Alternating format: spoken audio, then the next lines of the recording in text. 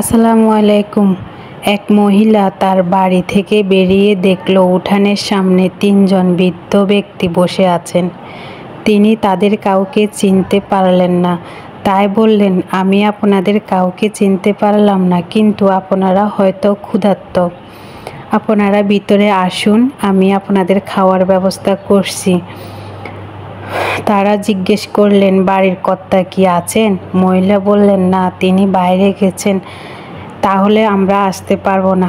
সন্ধ্যা যখন বাড়ির কর্তা ঘরে ফিরে সব শুনলেন, তখন তিনি বললেন, যাও, তাদের বলো যে আমি ফিরেছি এবং বাসায় আসার জন্য। মহিলা বাইরে গেলেন এবং তাদের ভিতরে আসতে বললেন, কিন্তু তারা বলল, আমরা এভাবে যেতে পারি না। মহিলা জিজ্ঞেস করলেন, কিন্তু কেন, আবার কি সমস্যা? বৃদ্ধ লোকদের মধ্যে একজন বললেন, আমাদের মধ্যে একজনের নাম সম্পদ, আরেকজনের দিকে নির্দেশ করে বললেন, তার নাম সাফল্য এবং আমি ভালোবাসা। এখন আপনি ভিতরে গিয়ে সিদ্ধান্ত নিন, আমাদের কাকে আপনি ভিতরে ঢুকতে দেবেন। মহিলা যখন ভিতরে গিয়ে সব খুলে বললেন, তখন তার স্বামী অন্তত খুশি হয়ে গেলেন এবং বললেন, অসাধারণ, চলো আমরা সম্পদকে ডাকি, তাহলে আমরা ধনী হয়ে যাব।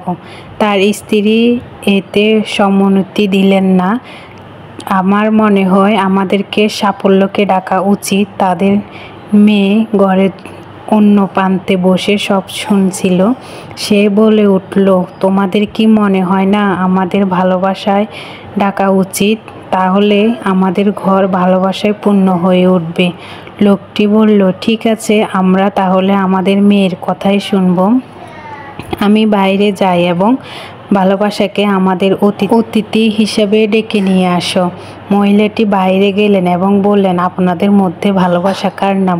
অনুগ্রহ করে তিনি ভিতরে আসুন, আপনি আমাদের অতিথি। ভালোবাসা নামের বৃদ্ধ উঠে দাঁড়ালেন এবং বাড়ির দিকে হাঁটতে শুরু করলেন। বাকি দুজন উঠে দাঁড়ালেন এবং তাকে অনুসরণ করতে লাগলেন।